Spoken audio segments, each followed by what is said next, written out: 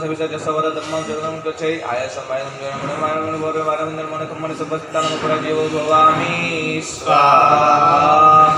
ओम श्यावश नमः श्रीमाने भद्रदिशत मम सदा सर्वकार्येषु सिद्धिं श्रीदान प्रेम सुविवचन भेषुज्ञानो वन्दो यशो सूरिवरा भुवनैकभानु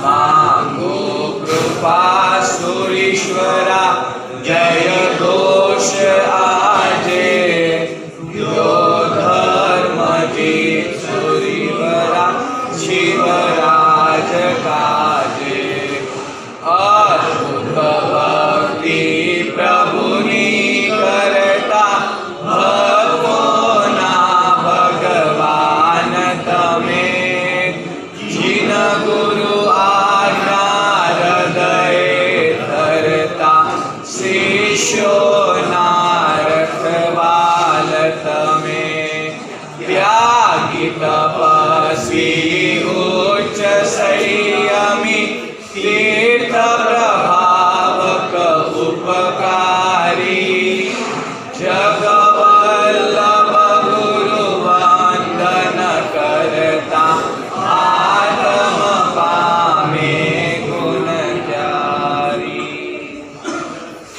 दर्शन दर्शन करतो गुरुदेव आपना चरणे आवी गयो वंदन वंदन करतो गुरुदेव आपना चरणे झुकी गयो स्मरण तमारू करता करता कर्मोथी हूँ छूटी गयो भक्ति तमारी करता करता मुक्ति नगर मां पहुंची जाओ।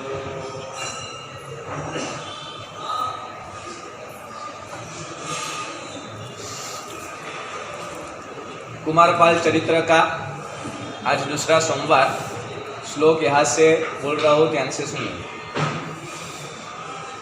अहि पै वै बसैं संसैं बहुलकं तम तम अवहरमाणं श्रीवर्तमान सामिं नमं सामो सजातो येन जातेन धर्मो याति समुन्नति परिवर्तिनी संसारे मृतको वा न जायते।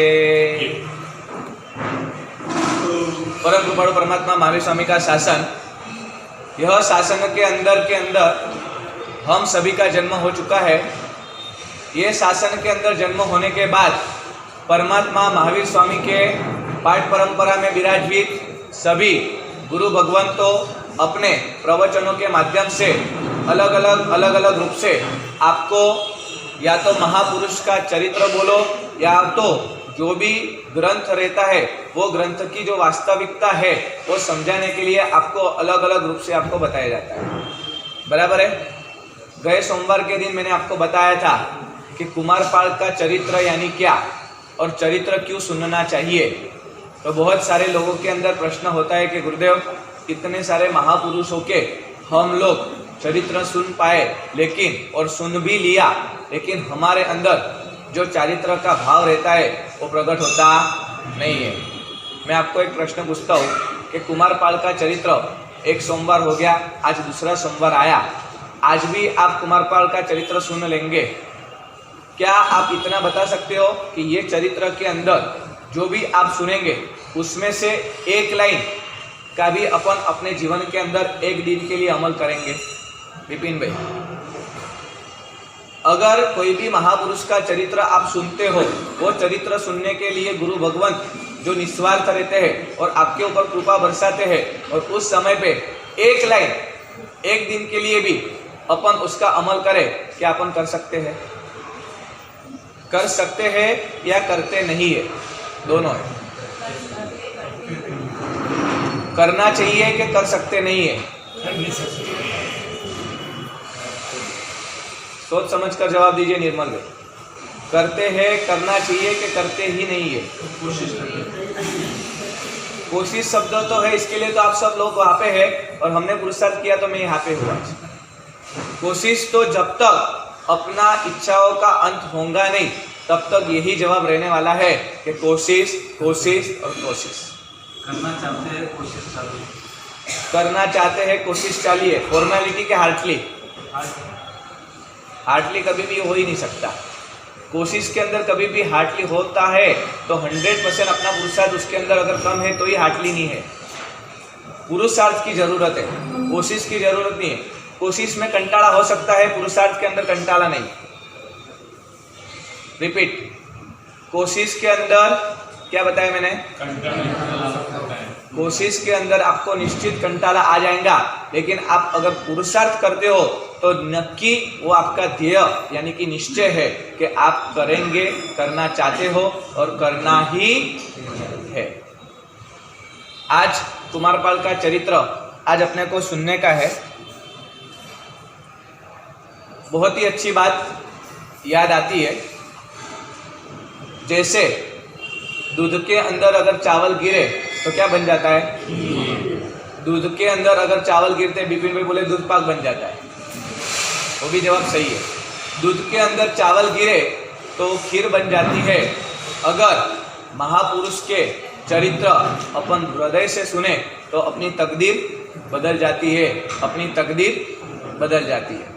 कोई भी महापुरुष का चरित्र आप अगर ला दो सामने और उसकी एक लाइन एक दिन के लिए भी अपने जीवन के अंदर अपने हृदयस्थ अगर आपने कर लिया तो समझ लो कि जो गुरु भगवान अपने को जो महापुरुष का चरित्र सुनाते, वो महापुरुष को वंदन करने का लाभ, वो महापुरुष के जीवन के अंदर एक डुबकी लगाने का आनंद और साथ साथ में उनके जीवन के अंदर उन्होंने किया हुआ पुरुषार्थ और जितना भी परार्थ कार्य किया है उस सबकी अपन क्या करते हैं? अनुमोदना। सिर्फ एक लाइन अपने को सिर्फ हृदयस्थ करनी है, इतना सामने बम्पर स्कीम के जैसा अपने को उसका प्रभाव और लाभ मिल जाता है। आपको आज मेरे को एक बात करने की है। साईं बाबा कहाँ पे आए? साईं बाबा का फेमस तीर्थ कौन सा? सभी ने देखा होगा, बराबर है। साईं बाबा का एक भक्त था और ऐसा भक्त कि पागल भक्त बोला जाता था। एक बार उसका आउट ऑफ जाने का था तो उसके हृदय में एक मन के अंदर एक भावना व्यक्त हुई कि एक काम करता हूँ, अभी मैं आउट ऑफ तो जा ही रहा हूँ, 6 महीने 12 महीने कब आना होगा योग मुझे मालूम नहीं है, तो जाते जाते मैं साईं बाबा के दर्शन करते ही जाऊँ। टिकट वगैरह सब चेक कर लिया, देख लिया कि वहाँ से फिर मेरे को जहाँ पे जाना है क्या वहाँ पे बराबर फ्लाइट की टिकट मुझे मिल रही है। टिकट वगैरह सब उसने बुकिंग करा दी। जैसी टिकट वगैरह उसने बुकिंग करा दी, बुकिंग होने के बाद तुरंत यहाँ से ही वो शिरडी के साईं बाबा का मंदिर का जो पुजारी है उसको उसने फ़ोन कर दिया और बोल दिया कि देखो ऐसा ऐसा कार्य है, बाबा की कृपा से मेरे को आउट ऑफ जाने का तय हुआ है, तो मैं जाने वाला हूँ, तो मैं कल इतने बजे दर्शन करने के लिए वहाँ पे पहुँचने की भावना रखता हूँ, तो ऐसा कुछ मेरे लिए रास्ता करके दे कि जिसके कारण इतनी सारी पब्लिकों की लाइन रहती है तो मैं बराबर शांति से दर्शन भी कर पाऊँ और नियमों का कोई भंग भी न हो, वैसा तू मेरे को व्यवस्था करके देना। तो ठीक है, आप जब भी इधर पधारो तब आप गेट पे पहुंचने के बाद मुझे फ़ोन करिए, तब मैं आपको मार्गदर्शन देता हूँ। पुजारी भी बहुत होशियार है, आज के पुजारी भी बहुत होशियार रहते हैं। अपने श्री संघ के अंदर भी बहुत सारे ऐसे प्रसंग आते हैं जिस प्रसंग के अंदर अपन द्वारोद्घाटन का चढ़ावा करते हैं, और जिस दिन जो परिवार ने द्वारोद्घाटन करता है तो उसके समय पे क्या करना पड़ता है? द्वारोद्घाटन के अंदर नियम क्या रहता है कि जो लाभार्थी परिवार ये लाभ लेगा उसका लॉकिंग की वो परिवार को दिया जाए। बहुत सारे संघों के अंदर ये व्यवस्था है। नागपुर की नई व्यवस्था क्या है वो अभी हमको मालूम पड़ेगी, लेकिन जब देते हैं ना तो पुजारी भी होशियार होता है, वो चाबी देता नहीं है। मालूम पड़ा कि आज बराबर आया हुआ है, पहले इतना ही बोलता है चाबी नहीं दूंगा। वो भी कितना समर्थ है, अपने को डब्बे में उतार देता है। वो सिर्फ इतना ही बोलता है कि मैं चाबी दूंगा नहीं। अरे देना चाबी, टाइम हो रहा है, गुरु भगवान को हस्तक्षेप डालने, देखो गुरु भगवान को चाबी नहीं दे रहा है। पर इतना होशियार है आज के श्रावक कि गुरु भगवंत को भी यहाँ से यहाँ बना के रख देंगे, लेकिन उसके खींचे में वो हाथ डालेगा नहीं। तो वैसे ही वो पुजारी बहुत होशियार निकला और उसने बोला कि तुम जैसे गेट पे पहुंचो तो मुझे फ़ोन करना। दूसरे दिन उसका जो समय था वो समय के अंदर वो शिरडी के अंदर गेट के पास पहुंच गया। जैसे गेट के पास पहुंचा और देखा तो भक्तों की इतनी सारी लाइन। वो बोला यार मेरा नंबर कब लगेगा, और आपको सबको मालूम होगा एयरपोर्ट एक चीज़ ऐसी है ना कितनी भी आपको तकलीफ हो और कितने भी आपके संसार के कितने भी कार्य लगा दो, लेकिन आपको एयरपोर्ट के अंदर 2 घंटे जल्दी पहुंचना पड़ता और आप कंटिन्यूटी में 2 घंटे पहले पहुंच ही जाते हो। और उसने बताया कि देखो मेरे को इतने बजे का टाइम है, अगर इतनी सारी लंबी लाइन रहेंगी तो मैं जाऊंगा कैसे। और उस समय पे बोला आप एक काम करो, थोड़ी सी लाइन को मैं फटाफट कवर करता हूँ, आप बराबर आगे आ जाएंगे। आधा घंटा हो गया और जैसा आधा घंटा हुआ तुरंत वापस उसने फोन लगाया, अरे पुजारी जी अभी मेरे पास सिर्फ 3.5 घंटे मेरे हाथ के अंदर है और मेरे को कम से कम 1 से 1.5 घंटा तो जल्दी पहुंचना पड़ेगा, वहां पे मेरा चेकिंग होगा, तो कुछ भी कर। तो एक काम करो, 1000 रुपया लगेगा, आप 1000 रुपया अगर मेरे को देना चाहते हो तो मैं आपको 1 लाइन आगे ले लेता हूँ, क्योंकि मैं तेरे को 1000 रुपया दे दिया, तो मुझे 1 लाइन आगे ले ले पहले। ओके ठीक है। वो आया, उसने उसकी बुद्धि का यूज़ किया और उसको ऐसा आगे ले लिया और बोले कि पहले 1000 रुपया लाओ। 1000 रुपया दिए और उसको 1 लाइन आगे कर दिया। जैसा 1 लाइन उसको आगे किया, उसके बाद वापस 15 से 20 मिनट हो गई, वापस उसकी नज़र घड़ी के अंदर ही थी। घड़ी के अंदर नजर होने के बाद उसको वापस फोन किया पुजारी को, अरे पुजारी वो भक्त भी सभी साईं बाबा के ही है, सभी लोग अलग अलग प्रार्थना करते हैं तो बहुत टाइम लगे जाएगा, एक काम कर मैं तेरे को 2000 रुपया देता हूँ, जितना हो सके उतना पहली लाइन के अंदर तू मुझे ले ले। वो बोले ठीक है, आप अगर 2000 देते हो तो मैं पूरी पहली लाइन के अंदर आपको ले लेता हूँ। 2000 रुपये पहले पुजारी ने लिए, बातचीत करके उसको सबसे पहले नंबर की लाइन में ले लिया। अभी जो पहले नंबर की लाइन थी ना, उसमें बिपिन भी उसका नंबर 50वां था, अभी 50वां था। साईं बाबा के दर्शन के लिए आया है, लेकिन उसकी नजर घड़ी के ऊपर ही है, कंटिन्यूटी। क्यों? उसका टारगेट क्या था? एयरपोर्ट। आया है क्या, भावना क्या लेके आया हुआ है कि मैं साईं बाबा का भक्त हूँ, साईं बाबा का दर्शन करूंगा और फिर जाऊंगा। लेकिन उसका स्वार्थ और परमार्थ क्या बोलता था कि मुझे टिकट पकड़नी है, यानी कि फ्लाइट पकड़नी है, इसके लिए मेरे को वहां पे जाना है। वापिस उसने फोन किया, अरे भैया अभी 50 जन है, कम से कम 25 में रहता था तो बराबर है, अभी 50 जन है, आगे सब नैवेद्य चढ़ाएंगे, फल चढ़ाएंगे, प्रार्थना करेंगे, बच्चों को दर्शन करेंगे, मेरा नंबर कब लगेगा? तो एक काम करो, बोले 5000 रुपये मुझे दे दो, मैं आपको तुरंत दूसरे नंबर पे रख देता हूँ। 50 में से डायरेक्ट दूसरे नंबर के अंदर मैं आपको रख देता हूँ, क्योंकि मैं तेरे को 5000 रुपये देने के लिए भी तैयार हूँ, पर तू मुझे 2 नंबर पे रख दे।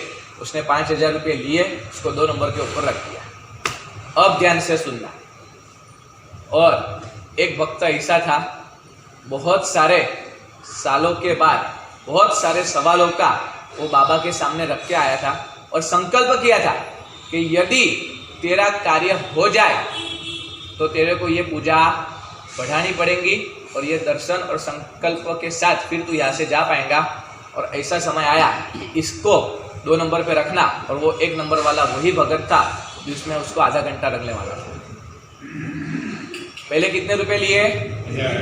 दूसरी बार, तीसरी बार 5 और 2 1 8,000 रुपए तो उसके खींचे में से खाली कर दिए। और अब पुजारी को इशारा करता है, फटाफट जाना है मुझे। तब पुजारी ने जो जवाब दिया, अब जवाब सुनने जैसा है। सबसे पहले उसने बोला, मैं तेरे को पूरा 10,000 रुपये देने के लिए तैयार हूँ, उसको इतना ही बोल तो उनको इमरजेंसी है, पहले उनको दर्शन करने दो। वो सिर्फ 2 मिनट के अंदर दर्शन और हाथ जोड़कर प्रार्थना करके और निकल जाने वाले हैं, फिर आप वापस आ जाओ और आपकी पूजा कंटिन्यूटी करो। और उस समय पे जो पुजारी ने जवाब दिया, वो जवाब मैं आपको देना चाहता हूँ कि ये कृष्ण आपको क्या कहना चाहता है, आपने मुझे बताना है। और वो पुजारी ने जवाब दिया, समझ लो कि बिपिन भाई का ही फ़ोन था और बोला कि ले मैं तेरे को 10,000 रुपये देने के लिए तैयार हूँ और तू मुझे 1 नंबर पे दे दे। तब पुजारी ने बोल दिया कि बिपिन भाई मैं आपको 20,000 रुपये देने के लिए तैयार हूँ, साईं बाबा को बाहर बुला लो। मैं आपको 20,000 रुपये देने के लिए तैयार हूँ, साईं बाबा को बाहर बुला लो। क्या समझे आप? ये दृष्टांत से आप क्या समझ पाए? निर्मल भाई को सच्चाई सुनना है, मेरे मुख से पण योगी नहीं आ रहा है, लेकिन एक सच्चाई ऐसी है जिसका ध्रुव पड़ी सबको आती होंगी। जगत है स्वार्थ का साथी, समझ ले कौन है अपना। साईं बाबा उनकी जगह पे ही बैठा हुआ है। जिनके लिए भक्त उनके दर्शन को आए थे, वो भक्त भी वहाँ था, लेकिन सबसे पहला क्या चीज आ गई? स्वार्थ आ गया। क्या दिखा उसको? पैसे। मालूम पड़ा कि अगर आज पैसे मेरे को मिल रहे हैं, उसको भी स्वार्थ था कि मेरे को टिकट लेने की, यानी कि मेरे को फ्लाइट पकड़नी है। एक बाजू भक्त को भी स्वार्थ था, एक बाजू पुजारी को भी स्वार्थ था। अपने परमात्मा निरंजन और निर्मल है, वो आपको आज सबूत हो गया इसका। आपके परमात्मा कोई भी प्रकार का स्वार्थ परमात्मा को है ही नहीं, क्योंकि परमात्मा तो कितने भी पद उनके लिए अगर अपन देते हैं, फिर भी अपना शब्द, अपना समय कम गिर जाए, लेकिन परमात्मा के उपकारों को कभी भी अपन गुणगान कितना भी गा लिए, लेकिन उसका उपकार कभी भी अपने ऊपर से कम होने वाला नहीं है। वैसे ही कुमारपाल के जीवन के अंदर यही घटना थी। कुमारपाल का खुद का जन्म से लेकर 50 साल तक का संपूर्ण जीवन काल वैसा ही स्वार्थ से, आक्रमण से और साथ साथ क्रोध से भरपूर उसका जीवन था। कुमारपाल के माता का नाम क्या था? कोई बताएगा? कुमारपाल के माता का नाम? वो तो उनके गुरुदेव हेमचंद्राचार्य महाराज साहब के माता का नाम था, पाहिनी देवी। कुमारपाल के माता का नाम लिखना हो तो लिख लीजिए। कुमारपाल के माता का नाम था काश्मीरा देवी। कुमारपाल के माता का नाम था काश्मीरा देवी। कुमारपाल के पिता का नाम क्या था? कुमारपाल के पिता का नाम क्या था? मेरे को लगा बहनों में से तुरंत जवाब आ जाएंगे, यदि मेरे को मेहनत नहीं कर पड़ेगी तो मैं भी तुरंत लिख लूंगा नाम, लेकिन मैं मेहनत करके ढूंढ के लाया हूँ। कुमारपाल के पिता का नाम था त्रिभुवनपाल। क्या नाम था? त्रिभुवनपाल। और कुमारपाल के काका का नाम क्या था? क्या? कुमारपाल के काका का नाम सिद्धराज जयसिंह। क्या नाम था? सिद्धराज जयसिंह उसका नाम था। और कुमारपाल के टोटल 2 भाई थे, यानी कुमारपाल एक तो है और उनके 2 भाई थे। दोनों के भाइयों के नाम किसी को मालूम है? पीछे पाल फिक्स है। अब जितने पाल आपको याद है बोल दीजिए। अजय पाल, फिर धनपाल, फिर वस्तुपाल और तेजपाल कहाँ से लाए? हाँ, पाल बोल दिया, यानी हेतलबेन बोल रहे पाल बोलिए, सब पाल बोल दो, फिर सूरत का भी पाल आ जाएगा। सबसे पहले महीपाल और दूसरे भाई का नाम था कीर्तिपाल और तीसरे थे ये कुमारपाल। 3 टोटल भाई थे, कुमारपाल, महीपाल और कीर्तिपाल। ये टोटल 3 भाई थे। काका थे सिद्धराज जयसिंह। आपको मैं आज एक लाइन के ऊपर ही कुमारपाल का प्रवचन आपको देना चाहता हूँ। जगत है स्वार्थ का साथी, समझ ले कौन है अपना। कई बार निर्मल भाई आपने ये सज्जाएं सुनी होंगी, जगत है स्वार्थ का साथी, फिर भी संसार में रहने का मन होता है, संसार के अंदर भटकने का मन होता है। संसार के अंदर मालूम है कोई मेरा नहीं है, जो मेरे है वो भी अब मेरे रहे हैं नहीं है। मराठी के अंदर विपिन भाई बहुत ही अच्छी कहावत है, थोड़ा थोड़ा मैं भी मराठी सीखता हूँ, यदि गलती हो तो मुझे बताना। मराठी के अंदर बहुत ही अच्छी कहावत है, गुरुदेव बहुत बार प्रवचन में बोल चुके हैं। ज्यांना मी आपण मानत होतो त्यांनीच पाठीमध्ये खंजीर खुपसली। जिसको मैंने खुद का माना हुआ था, जो मेरे परिवार का अंग था, जो मेरे परिवार का नहीं लेकिन जो मेरे खून का था, वही पीछे से आकर खंजीर मार के, यानी कि फिर शब्दों का प्रहार बोलो, वर्तन का प्रहार बोलो, विचारों का प्रहार बोलो, कोई भी प्रकार का प्रहार बोलो, वो हो जाता है। अपने परिवार के अंदर झगड़ा होने का मुख्य 2 कारण है, लिखना हो तो लिख लीजिए। परिवार के अंदर झगड़ा होना उसके 2 ही कारण है। Number 1 misunderstanding. सबसे पहले मिसअंडरस्टैंडिंग बहुत हो जाती है, और दूसरा कान भंबेरणी। एक दूसरे के अंदर कान को अपने को क्या करना है, सिर्फ फूंक मार के अपन साइड में सरक जाते हैं और कुछ करने का नहीं रहता है। कान में एक मंत्र ऐसा बोल देते हैं कि फिर आग न लगनी हो तो भी ऑटोमेटिक अपने घर के अंदर आग लग जाती है। बहुत सारे संसारियों के परिवारों जब गुरुदेव को गुरु मानते हैं तो बहुत सारे लोगों की समस्या जब गुरुदेव के पास आती है, बहुत सारे के अंदर गुरुदेव के पास बैठने का हुआ, बहुत नज़दीक से संसार को देखने का हुआ, तब सच में गुरुदेव मेरे को बार बार बोलते हैं कि नम्र, तेरा इतना सौभाग्य है कि छोटी उम्र के अंदर तेरा पुरुषार्थ भी संपन्न हुआ और तूने दीक्षा लेके आज तू यहाँ तक आ गया। बाकी संसार, समग्र संसार सड़कता हुआ संसार है। सच में सड़कता हुआ संसार दिख भी रहा है कि कितना संसार सड़कता है। कुमारपाल के जीवन के अंदर भी यही घटना बनी। उसके जन्म के बाद 10 साल से लेकर 50 साल तक में इतने संघर्ष, इतने आक्रमण और साथ साथ के अंदर क्रोध से भरा हुआ उसका खुद का जीवन था। गए सोमवार के दिन मैंने बताया था कुमारपाल इज इक्वल टू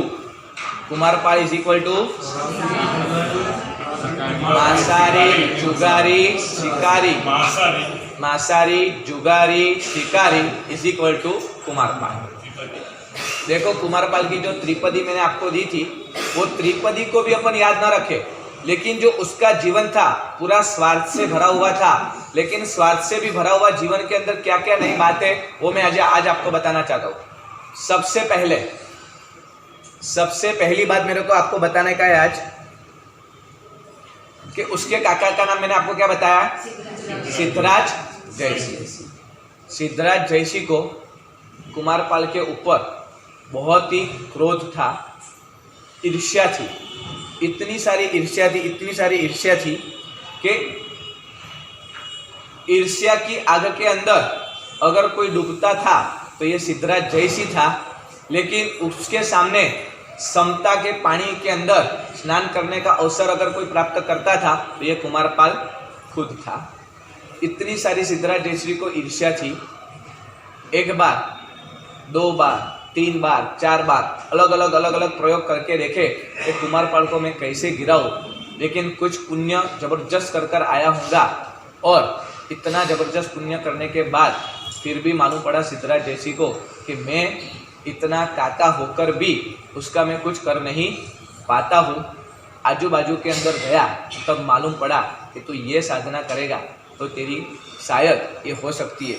सब अजैनों की साधना बताने गए, लेकिन सिद्धराज जयसी बोले एक काम करता हूँ, मैं गिरनार तीर्थ के अंदर जाता हूँ। गिरनार तीर्थ की रक्षा अधिष्ठायक देविका का नाम क्या है, अंबिका देवी की मैं साधना करता हूँ। अंबिका देवी की साधना करके मैं अंबिका देवी को प्रकट करूँगा। और अंबिका देवी की साधना के लिए वो गिरनार जा रहे।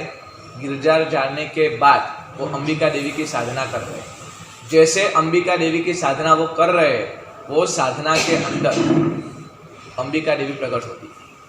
अंबिका देवी जैसी प्रकट होती है और उस समय पे वो बताता है कि मेरी ऐसी मन के अंदर चल रही है विचित्रता। उसके पहले ये कुछ बोलने जाए सिद्धराज जयसी, उसके पहले ही अंबिका देवी ने एक वाक्य बोल दिया कि तुम्हारे बाद ये पाटन के अंदर आगे की पूरी गाड़ी चलाने वाला कुमारपाल खुद बनने वाला है और कोई ये पाटन की गाड़ी के ऊपर बैठेगा। किसके लिए साधना की थी उसने? काका ने जो साधना की थी वो काय के लिए की थी? खुद के भतीजे के लिए की थी कि मैं उसको यहाँ से गिरा दूँ, उसके पैर को खींच लूँ, कि जिसके कारण मैं यही गाड़ी के अंदर मैं आगे के संतान के लिए भी प्रार्थना थी और साथ साथ में वो संतान खुद ये पाठ पे आ जाए और उसके अंदर मैं मेरी पाठ परंपरा के अंदर उसको मैं गाड़ी के ऊपर बिठा दूँ।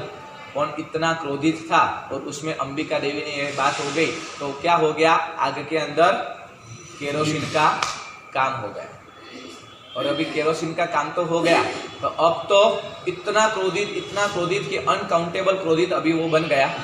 अब आज उसके मन के अंदर एक विचार आया, एक काम करता हूँ, अभी मुझे कोई साधना नहीं करनी है, अभी जो मेरे पास जो शस्त्र है वो शस्त्र का उपयोग करता हूँ, जो मेरी टीम वर्क है वो टीम वर्क को मेरे सामने लाता हूँ और उसको मारने का प्लान करता हूँ। छोटी सी एक चीज, कुर्सी के ऊपर खुद के लड़के को बिठाने के लिए क्या संसार के अंदर हो रहा है आप सबको मालूम है। अभी संसार में भी हो रहा है, संघ में भी हो रहा है, घर में भी हो रहा है, हर जगह पे सिर्फ कुर्सी के लिए हो रहा है। सिर्फ प्रवचन एक विषय ऐसा है और उपासना एक चीज ऐसी है कि जहाँ पे बोलना पड़ता है ये कुर्सी ले लेना, मेरे पास तो और 2 कुर्सी है। एक ही जगह एक ऐसी है कि जहाँ पे कुर्सी खेलस्थान की कोई चीज नहीं है, बाकी जहाँ पे भी तुम जाओ कुर्सी के लिए बैठने की खेलस्थान रहती है और रहती है। कभी कभार ऐसा मन के अंदर प्रश्न होता है विपिन भाई कि सच में संसार अगर ऐसा है फिर भी जैन शासन का क्या प्रभाव है कि आज भी जैन शासन के अंदर आराधनाओं की वृद्धि हो ही रही है, आराधना कभी भी घट नहीं रही है। पूरा शासन के अंदर आराधना की वृद्धि हो रही है, लेकिन उस समय पे मेरे को कहना पड़ता है, यानी क्वेश्चन में करता हूँ कि सच में वो आराधना करना है इसके लिए कर रहे हैं कि फिर फॉर्मेलिटी है। आप यहाँ पे जितने भी बैठे हुए हो आप हृदयस्थ जवाब देना कि हम जो आराधना कर रहे हैं वो रियलिटी है या फॉर्मेलिटी। अपन संघ के अंदर जैसे एंट्री करते हो गेट के अंदर से और जब वापस आप एग्जिट होते हो तब तक की 1 घंटा 2 घंटा 3 घंटा बैठना बोलो, क्रिया बोलो, प्रवचन बोलो, सत्संग बोलो, परमात्मा की पूजा बोलो, के दर्शन बोलो, के प्रतिक्रमण बोलो, जो भी आप करते हो वो आपकी आराधना रियलिटी है क्या फॉर्मेलिटी है? 100%। सोच समझ कर जवाब दीजिए, आपकी जो आराधना है वो रियलिटी है क्या फॉर्मेलिटी है? विपिन भाई तुमने पूछो, संगना प्रमुख बोलो, कौन बनेगा करोड़पति नहीं चालू है 50-50 जवाब दे दिया, यानी क्या हुआ? पानी का ग्लास है, आधा भरा हुआ है तो आधा खाली नहीं है, वो हवा से भरा हुआ है, ऐसा जवाब नहीं चाहिए। मैंने आपको वो सोमवार को भी एक ही चीज बताई थी, आज भी वापिस यही रिपीट करना चाहता हूँ कि संसार के अंदर रहो या श्री संघ के अंदर आप आओ, कोई भी चीज करो लेकिन एक ही चीज करो, लेकिन वो हार्टली करो। No reality, no formality, only for heartly. आप सत्संग करने के लिए आए हो तो सत्संग के अंदर यहाँ पे पैर दबाना, कुछ लाभ दो, कुछ सेवा करो। अरे कुछ दर्द नहीं होता तो अरे गुरुदेव मैं ऐसी सेवा करता हूँ ना कि भले भले दर्द गायब हो जाता है। और जब उस समय पे उसके घर के अंदर एक नज़र करता हूँ तब मालूम पड़ता है कि भले भले दर्द को खड़ा करने की ताकत भी उसके अंदर ही है। ऐसी सेवा भी नहीं होनी चाहिए। कोई भी चीज़ आप एक करो लेकिन हार्टली अगर करते हो तो ही अपना धर्म का सबसे पहला पगथिया जो बताया हुआ है वो आलम्बन रूप पगथिया जिसको बोलते हैं कि कोई अपने आराधना को खुद को अपने को आलम्बन बनाकर वो आराधना करता है, वो ही सच्चा धर्मी है, धर्मात्मा और धर्म प्रेमी है। अगर अपन आराधना करते हैं और वो जो रेगुलर आराधना करनी है वही करते हैं, उसका कोई मतलब नहीं है। बहुत बार मंदिर में जब दर्शन करने के लिए जाता हूँ, सुबह गुरुदेव के साथ भी जाता हूँ, कभी आगे पीछे होता हूँ तो अकेले भी जाता हूँ, बहुत सारे लोगों की पूजा मैंने देख ली। जैसे 9 अंगी पूजा बोलते हैं वैसे 9 प्रकार की पूजा भी मैंने देख ली। यानी मैंने जो संसारीपना में नहीं की थी वो पूजा भी यहाँ पे देख ली, और जो नहीं करनी चाहिए वो भी देख ली, और जो होती है वो भी देख ली। सब अलग अलग प्रकार की पूजा देख ली। एक जन को मैंने प्रेम से बोलने का हक था, इसके लिए मैंने उनको बताया। मैंने बोला आपने 9 अंगी पूजा कर ली? तो क्या हाँ सर। मैंने बोला बाद में फिर आपने 1 2 3 ये क्या किया? तो क्या गुरुदेव आज ऐसा है ना कि मम्मी पापा को आज एनिवर्सरी है। मैंने बोला बराबर, मम्मी पापा की एनिवर्सरी है तो उसमें क्या हुआ? तो क्या आज मैंने मन में सोचा कि मम्मी पापा को टाइम मिले ना मिले तो उनकी याद करके मैं उनकी भी पूजा करूँ। बोलो ये क्या बात है? तो फिर मैंने उसको भी जवाब बहुत अच्छी तरह से दिया। मैंने बोला एक काम कर, आज ऐसे भी मम्मी पापा की एनिवर्सरी है, शायद वो आए या ना आए, तो तूने पूजा कर ली तो इतना वो भी कर ले कि अभी आज ऐसे भी मम्मी पापा को खाना पीना और एंजॉय करना है, तो आज तू मेरे सामने उपवास का पचखान ले ले। क्या बोला मैंने उसको? उपवास का पचखान ले ले। कि नहीं नहीं नहीं गुरुदेव, वो मम्मी पापा को बोलता हूँ, वो आएंगे, वापस आ जाएंगे पूजा करने। यानी कोई भी आराधना अपन करते हो, शायद अपने पास ज्ञान भी है, लेकिन अपने पास खुद का ज्ञान बहुत बड़ा है, दूसरे को देने के लिए इतना बड़ा ज्ञान अपने पास है कि अपन जो करे वो ही सच्चा ज्ञान, वही सच्चा धर्म। कुमारपाल के जीवन के अंदर जो 50 साल था, उसमें ऐसे ऐसे आक्रमण उसके जीवन पे आए, लेकिन उसके पहले उसने खुद ने भी उसके पाटन के अंदर रहे हुए ऐसे ऐसे लोगों को उसने परेशान किया कि जो परेशान के कारण उसके खुद के जीवन के अंदर 29 साल के बाद इतना जबरदस्त कर्मों का उदय आ गया कि उसको भी भुगतना पड़ा। एक बात का ध्यान रखना, आप कितना भी बोल लो कि मैं कर्म करता हूँ, मुझे कौन दिखता है, चलो मैं कितना भी अंदर एकांत में चला जाऊँ और मैं कोई भी पाप कर लूँ, मेरे को देखने वाला कौन है। शायद अपन ये भी बोल देते कि बहुत गुरु भगवंतों के मुझसे सुना है कि ऊपर वाला सब देख रहा है, लेकिन मैं जब ऊपर जाऊंगा तब की बात ना, अभी मेरे को जीवन मिला है जीने के लिए, एंजॉय कर लो, सब चीज़ कर लेना। पर एक चीज़ का ध्यान रखना, मेरे गुरुदेव बहुत ही अच्छी बात करते हैं, पाप करना है, पाप करते हो, संसार में हो तो पाप करोगे, लेकिन उसकी अनुमोदना मत करो, उसकी आनंद भाई अनुमोदना मत करो। कितने भी पाप कर लो जीवन के अंदर, संसार में हो, कितने भी आप कोशिश करते हो, लेकिन कोई पाप ऐसे है जो फिक्स है कि जो करना ही पड़ता है, लेकिन अनुमोदना मत करो उसकी। किसी को अपन ने दो सुना दी तो अपन अपनी जात को आई एम पावरफुल मान के बैठ जाते हैं, मैं कितना पावरफुल हो, मैंने उसको तो दो सुना दी, वो तो शांत बैठ गए। ऐसा कभी भी खुद के ऊपर का अभिमान कभी भी किसी को दिखाने की ज़रूरत नहीं है। कहाँ लेके जाएंगे अभिमान आपको? अभिमान किसका टका हुआ है? मेरे गुरुजी मेरे को बहुत अच्छी बात बताते हैं, आज मेरी जो एज है वो एज में से आप कुर्सी वाले सब पसार हो चुके हो। मैं आपको पूछता हूँ कि मेरी एज के अंदर जब आप थे तब आपका भी लोही बहुत उकड़ता हुआ था, बराबर? तो आज मेरा भी यही स्वभाव है। कभी कभार नहीं, बहुत बार मेरे को गुस्सा आया हुआ है, बहुत सारे लोगों ने मेरे को देखा होगा मैं कितना गुस्सा करता हूँ, लेकिन जब जब मुझे गुस्सा आता है, ये गुरुदेव ने मेरा इतना गुस्सा सहन किया है, इतना गुस्सा सहन किया हुआ है। आपको लगता है कि छोटे महाराज कितने नाम से नम्र है, काम से भी नम्र है, लेकिन नहीं।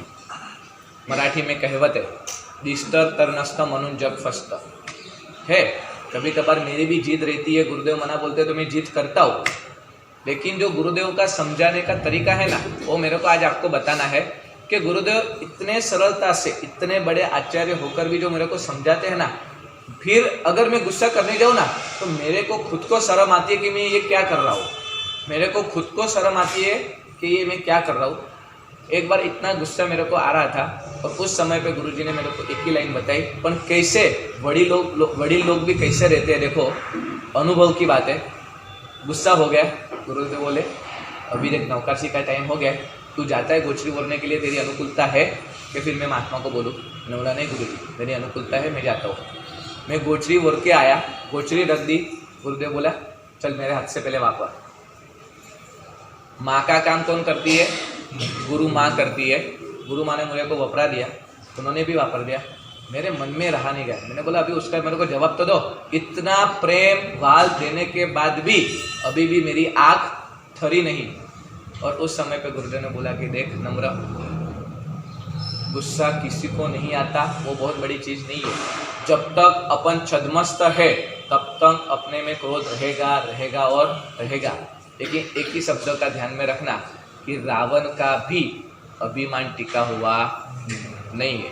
रावण का भी अभिमान टिका, कितना भी अभिमान तुम्हारा हो, लेकिन रावण के सामने तुम्हारा किसी का भी नहीं, अपना किसी का भी अभिमान नहीं है। तो ऐसे रावण का भी अभिमान अगर टिका नहीं है तो मैं और तू क्या कौन से बड़ी पत्ती की बूढ़ आ गए कि अपना अभिमान टिकने वाला है। और ये लाइन जब मैंने फिट कर ली तब शायद क्रोध होना और क्रोध आना बहुत सरल हो जाता है, लेकिन उसके अंदर अभी डूबने का मन नहीं रहता है। ठीक है, अभी तेरे को देख लिया है, अभी तो सब लोग आए हुए हैं, तेरे को बाद में देख लूँगा। मेरे गुरुजी एक अच्छी सी बात बताते हैं कि संसार के अंदर भी, रोहित भाई ध्यान से सुनना, संसार के अंदर भी झगड़े होते हैं, संयम जीवन के अंदर भी झगड़े होते हैं।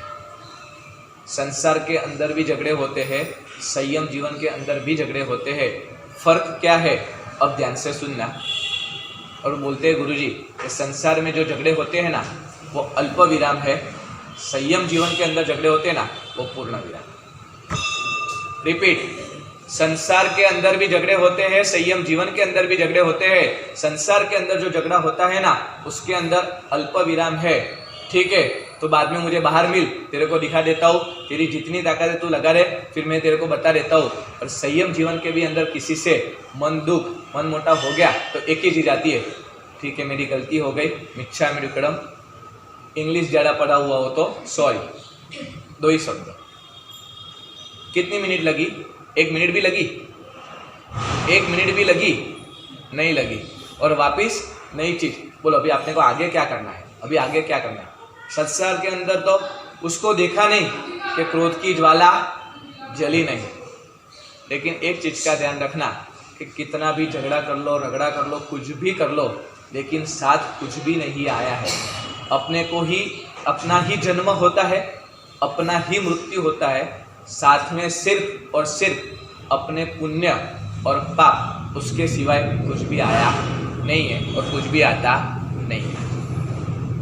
बहुत सारे संसारों के अंदर के जब झगड़े सामने आते हैं तब यकीन नहीं होता है कि अपन किसको फेस रीड करें और कैसे फेस रीड करें, कि सामने वाले को कैसे पहचानना, कि सामने वाले को कैसे फेस रीड करना, क्या संसार की हालत वास्तविकता में हो गई। सुरेंद्रनगर की एक सत्य घटना, एक बहन थे, रोज पानी भरने के लिए, आपको मालूम होगा विपिन भाई, जूना जमाने के अंदर कलसा वगैरह बहनें लेके जाती थी कुआं के पास, और लाइन जैसे 12 आता है वैसा से पूरी बहनों की लाइन खड़ी थी। 1 दिन, 2 दिन, 4 दिन, 5 दिन, 8 दिन, ध्यान से सुनना, सभी बहनों को तो ध्यान से सुनना है ये बात। एक बार वो बहन का नंबर तीसरे नंबर में था, लेकिन वो बहन इतनी सरल और इतनी शांत, ये समय पे पाठ में मैं बोलता रहा हूँ, बहन इतनी सरल और शांत, यानी तुमको लगेगा सैटी क्या बोल रहे, बहन कभी शांत रहती है? आनंद भी हंस रहे, बहन कभी शांत रहती है?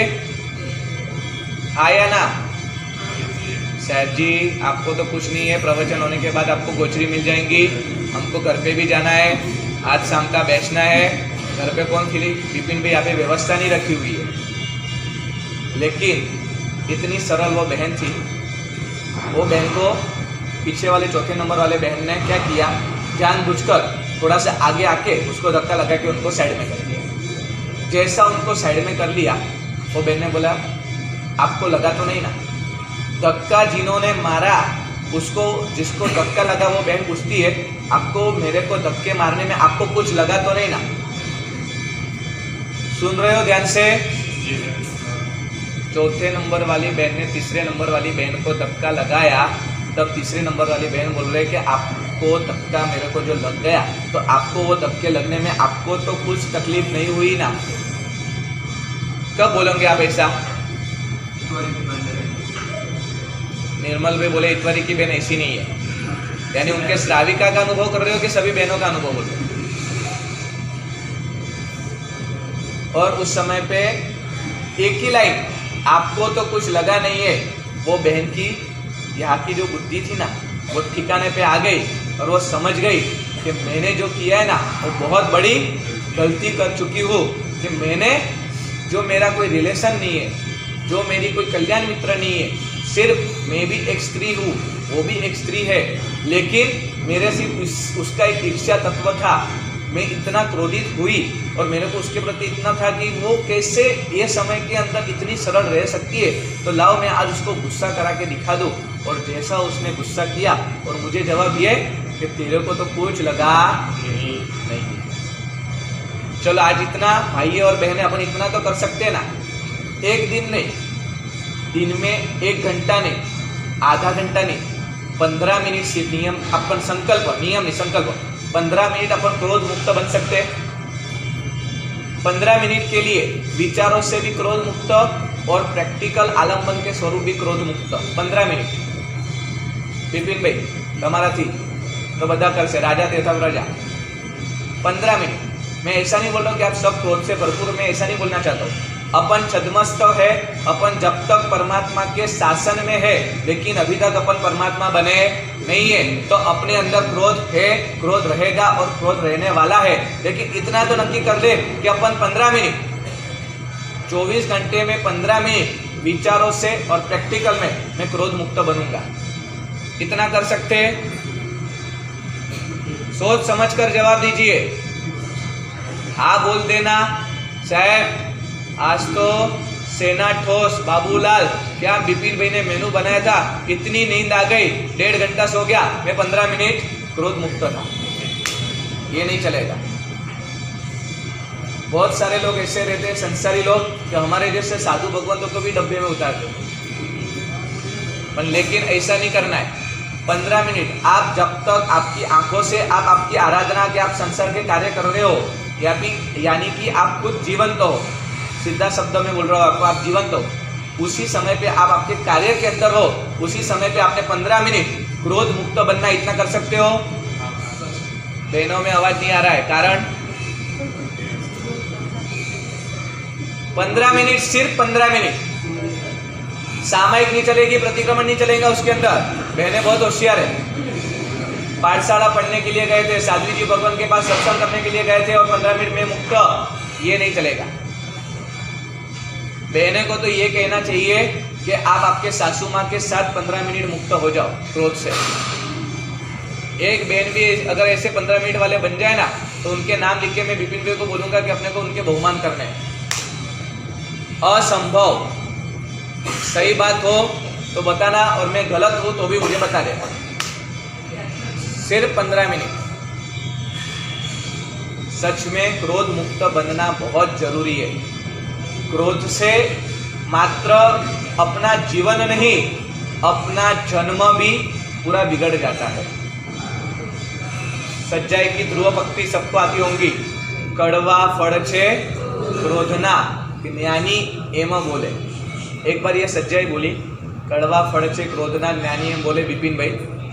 तब पूरा प्रतिक्रमण होने के बाद बोले कि गुरुदेव आज पूरे दिन में 3 से 4 बार क्रोध हुआ, लेकिन प्रायश्चित लेने की कोई मुझे जरूरत नहीं लगती है, आप क्या बोलते हो? साधु भगवान को श्रावक क्वेश्चन कर रहा है कि गुरुदेव दिन में 3 से 4 बार मैंने क्रोध कर लिया, लेकिन प्रायश्चित लेना मुझे आवश्यकता नहीं है, आपकी क्या भावना है? मैंने बोला तो हमको क्वेश्चन कर रहा है कि मुझे प्रायश्चित दे रहा है, क्योंकि गुरुदेव आपने ही तो सज्जय में बोला ज्ञानी है मैं बोले,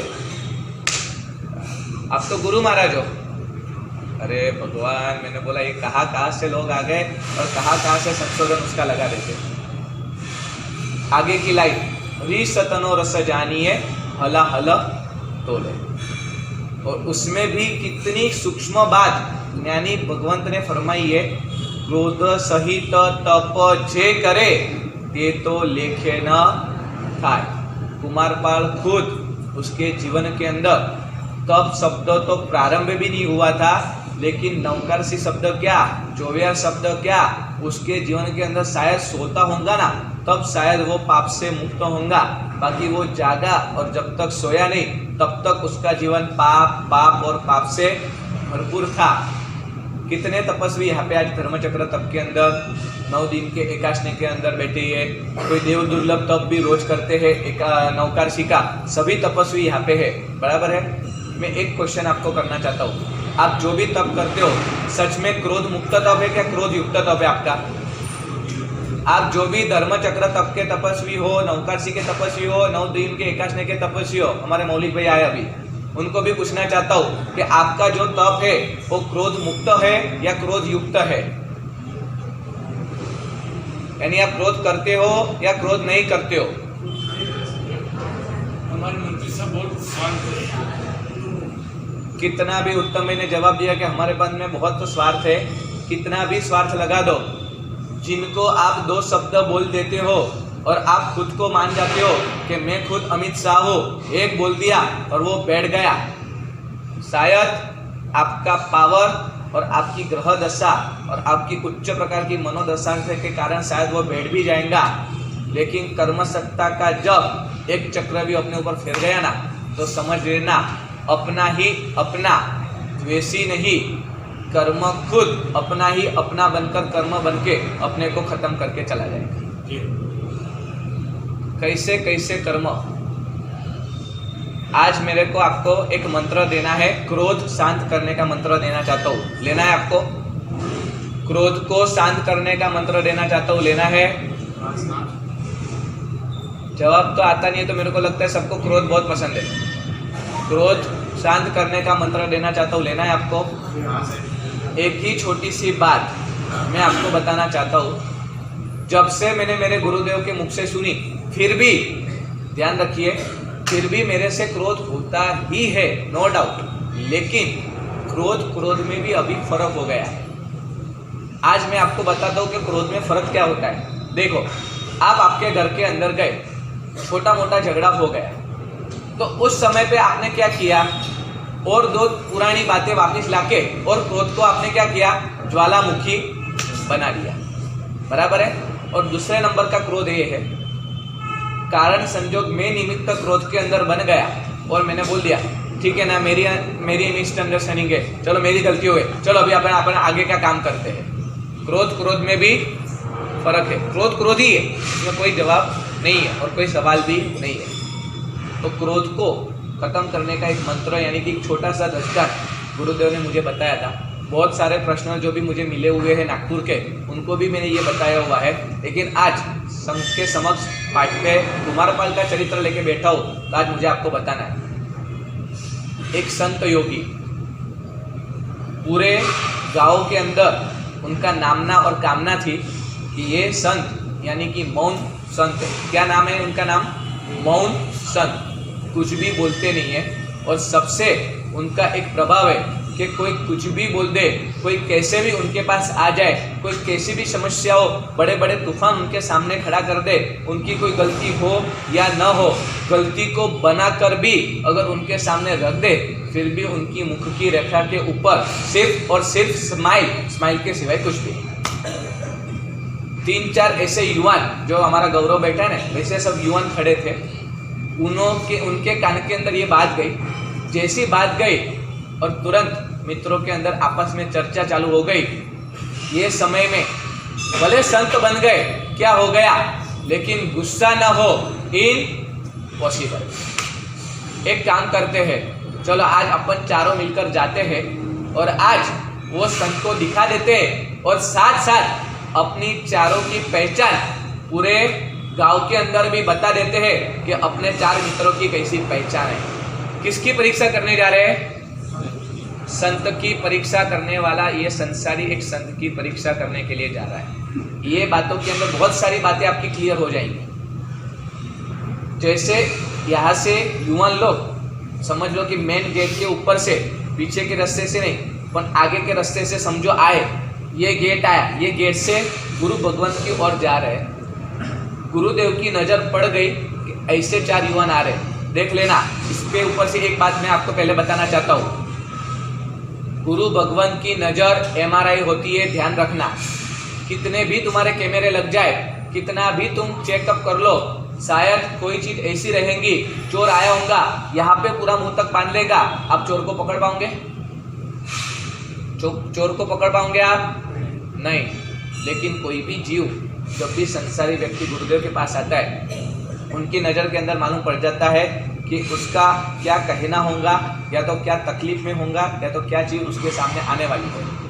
तो जैसा वो 4 युवान जा रहे थे, गुरु ने आज्ञा कर दी शिष्य को कि आप स्वाध्याय के लिए दीवार के सामने मुंह रखकर आप बैठ जाइए।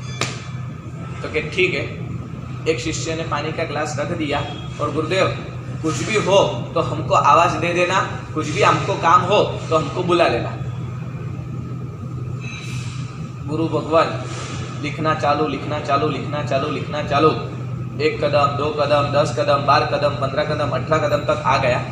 जैसा नजदीक पहुंचा, तुरंत ही उसने मथेन वंदामी शब्द, संतों को प्रणाम शब्द, कोई शब्द नहीं, सीधी गाली गचोड़, तू ढूंढा है, तू ढोंगी है, तू सिर्फ खाता है, सोता है, कुछ काम करता नहीं। हमारे गांव के अंदर ऐसे ऐसी तकलीफें हो गई है जिसके अंदर तेरी जाप साधना है, ऐसा है वैसे, सब जो चीज़ नहीं बनी हुई है, जो चीज़ कभी भी सोच भी नहीं सकते अपने गुरु के लिए, वैसी हर चीज़ उसने वहाँ पे प्रकट कर दी। 5 मिनट 10 मिनट बोलते बोलते थक गए। कौन थक गए? जो क्रोध करने वाले 4 युवान थे वो थक गए। जैसे थक गए, गुरुदेव ने पेन का ढक्कन बंद किया, नजर ऊंची की, रखा हुआ शिष्य ने जो पानी का ग्लास था, वो पानी का ग्लास वो चारों में से जो मुख्य था, जो इतना बोलने वाला, उसको ग्लास दे दिया। जैसे उसको ग्लास दिया, इतना थका हुआ था, इतना उसको सोच चढ़ गया था, गड़ गड़ गड़ गड़ करके पानी पिया, और अगर पानी पूरा बोतल मिलके भी मिल जाता था तो भी वो पिलाता था, इतनी उसको प्यास लग गई। शिष्य इधर उधर देखे, लेकिन गुरुदेव की धाक, गुरुदेव का वचन और गुरुदेव के आज्ञान्वित शिष्य थे। गुरुदेव ने बोल दिया था कि आप आपके स्वाध्याय में लगना, आपको इधर उधर कहां पे भी देखना। सब हो गया, और उसमें से जो इतना क्रोधित था वो लड़का खड़ा हुआ। अब ध्यान से सुनना, वो लड़का जैसा खड़ा हुआ और बोला कि गुरुदेव, सबसे पहले मैं आपको क्षमा याचना चाहता हूँ। मैंने आपके ऊपर इतना सारा गुस्सा कर लिया, इतनी सारे आपको न बोलने जैसे शब्द बोल दिए, न बनी हुई बात को मैंने आपको बनाकर भी आपको स्प्रेड कर लिया, फिर भी आपको आवेश क्रोध हुआ नहीं। उसका कारण क्या? क्रोध को खत्म करने का मंत्र अभी दे रहा हूँ, ध्यान से सुनिए। और उस समय पे जो गुरुदेव ने जवाब दिया, ललित भाई आ जवाब खूब हृदय थी सांभळजो। जितने भी भाई और बहन यहाँ पे आए हुए मेरे माता और पिता के समान, सभी को मैंने कहना चाहता हूँ कि ये जवाब अगर ध्यान से सुन लिया तो समझ लो अपनी तकदीर बदलने का चांस, अपने जीवन को अपन प्राप्त कर सकते हैं। गुरु ने इतना ही जवाब दिया, तेरे पास जो माल था तूने मुझे दिया, मेरे पास जो माल था मैंने तुझे दिया। तेरा क्रोध मुझे नहीं चाहिए था, मैंने नहीं लिया। मेरे पास का पानी था, मैंने तुझको दिया, तूने लिया। तेरी थी वाणी, मेरे पास था पानी। तेरी पूरी क्रोध से, अग्नि के ज्वाला से बनी हुई तेरी वाणी थी, उसके सामने मेरे प्रभु की गंभीरता की समता का मैंने क्या दिया तेरे को? पानी। मेरे पास सिर्फ एक ही माल था, पानी, मैंने तेरे को पानी दे दिया। कभी भी कोई भी प्रकार का झगड़ा होता है, कभी भी कोई भी प्रकार के अंदर कोई भी वातावरण ऐसा खड़ा हो जाता है, तो कभी भी उसके ऊपर आप आक्रमण बनकर कभी भी मत जाना, लेकिन आलम्बन बनकर जाना। 2 प्रकार वापिस रिपीट करना चाहता हूँ। किसी के भी जीवन के अंदर बन सको तो आक्रमण मत बनना, लेकिन आलम्बन बनकर उसके जीवन के अंदर जाना। कैसी कैसी बातें, कैसे कैसे लोग और कैसे कैसा जीवन, किसी का कैसा परिवर्तन होता है, वैसे अच्छे शब्दों के महापुरुषों के द्वारा हम लोगों ने सुने, आप लोगों ने भी सुने, लेकिन अपने जीवन के अंदर परिवर्तन नहीं होता है। उसका मुख्य अगर कोई कारण हो तो 2 ही तत्व है। एक तो निकाचित बांधे हुए कर्म, जो अपने को यही भाव में उकत के जाना है, और उससे भी मुख्य ईगो। सबसे खतरनाक पूरा संसार का माध्यम हो तो ईगो है। क्या है? ईगो। और ईगो के लिए मेरे गुरुदेव छोटी सी लाइन बहुत ही अच्छी कहते हैं, मैं आज आपको देना चाहता हूँ, लिखना हो तो लिख लीजिए। ईगो ने कहो, ध्यान से सुनना, गुजराती वाक्य है, ईगो ने कहो युगो। ईगो ने कहो युगो। क्या आया? सिर्फ यू, यानी कि U turn, U turn. Ego ने कहो युगो। इतना भी अगर मंत्र आपने लर्न कर दिया ना, ईगो ने कहो युगो, ईगो ने कहो युगो, ईगो ने कहो युगो, तो भी हो जाएगा। लेकिन गो के जगह पे नो मत करना। ई के बाजू में जो गो बोला है तो गो ही रखना, नहीं तो मौलिक में बोलेंगे नो लिख देने का, तो इनो बन जाएगा। इनो नहीं है, ईगो, उसको कहो युगो। रत्न सुंदर सुरेश्वर जी महाराज साहब जबरदस्त प्रवचनकार, एक बहुत ही अच्छा का पदार्थ के द्वारा उनका प्रवचन था। उसके बाद में एक महापुरुष का होने के बाद एक महात्मा का प्रवचन हुआ। वो प्रवचन होने के बाद उस समय के महाराष्ट्र के मुख्यमंत्री देवेंद्र फडणवीस वो भी वहाँ पे हाजिर थे, और वहाँ पे हाजिर होने के बाद सभी का प्रवचन सुनने के बाद जो एक महात्मा का प्रवचन हुआ, उसके अंदर उन्होंने थोड़ी सी बात ऐसी रजू करी कि भाई जो अभी सरकार और आप देवेंद्र फडणवीस आप यहाँ पे हो, तो ऐसे ऐसे जो भारत के अंदर ये जो सभी घटित घटना बन रही है, तो उसके लिए कोई अच्छा डिसीजन लेना चाहिए। सभी ने सुन लिया, देवेंद्र फडणवीस बाजू में ही बैठे हुए थे, उसने भी ध्यान से सुन लिया, लेकिन वो महात्मा का जैसा प्रवचन हुआ और फिर संघ के तरफ से बोला गया कि देवेंद्र फडणवीस भी 2 शब्द कहना चाहते हैं और फिर अपन बहुमान करते हैं।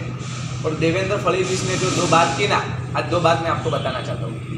अगर कोई भी अपने संसार के अंदर, अपने जीवन के अंदर कोई भी प्रकार की समस्या आ जाए, कोई भी प्रकार का संघर्ष खड़ा होता है या तो संघर्ष अपन खड़ा करते हैं, लेकिन ये चीज का अगर अपन ने ध्यान में रखा तो कभी भी अपने को अपने जीवन में कोई भी तकलीफ होगी नहीं। और वो देवेंद्र फडणवीस ने कहा, ध्यान से सुनना, कि आज गुरु भगवंत ने ऐसी ऐसी बात बताई और मैंने वो बात को ध्यान से सुना, लेकिन गुरुदेव को नहीं, मैं सबको एक बात कहना चाहता हूँ, अगर मेरी कोई गलत हो फहमी और मेरे से कोई गलत भूला भी गया हो या बोला हो, तो पहले से ही मैं आपको रिक्वेस्ट के स्वरूप सॉरी कहना चाहता हूँ। लेकिन 2 बात मैं आज आपको रखना चाहता हूँ कि गुरुदेव, बातें 2 प्रकार की रहती है, बातें 2 प्रकार की रहती है। नंबर 1 बनी हुई बातें रहती है और नंबर 2 बनाई हुई ही बातें रहती। क्या बोला? बातें 2 प्रकार की रहती है, एक बनी हुई बातें हैं और एक बनाई हुई बातें हैं। और यही 2 प्रकार की बातों के अंदर ही अपना पूरा चक्रव्यूह संसार का, क्रोध का, ईर्ष्या का, माया का, क्रोध, मान, माया, लोभ, सभी अपन इसके अंदर ही घूम रहे हैं। क्या लेकर आए हैं, क्या लेकर जाने वाले हैं? श्री संघ के अंदर मैंने कल प्रतिक्रमण के बाद पूछना, निर्मल भाई जो भी प्रतिक्रमण में आते सबको, कि प्रतिक्रमण स्टार्ट होने के पहले मैंने श्री संघ की अनुमोदना की कि श्री संघ ने कल क्या जबरदस्त तन मन धन प्रभुना शरणों में, गुरुदेव खुद 4-4 घंटे यहाँ पे बैठे। निर्मल भाई बोले कि आज गुरुदेव की सेवा करने की जरूरत है, गुरुदेव 4-4 घंटे कंटिन्यूटी बैठे। लेकिन मैंने पहले ही आपको बता दिया था कि उनका जीवन का उनके जीवन के लिए एक ही लाइन मैंने आपको पहले से ही बता दी थी कि क्या होने वाला है चमत्कार। लेकिन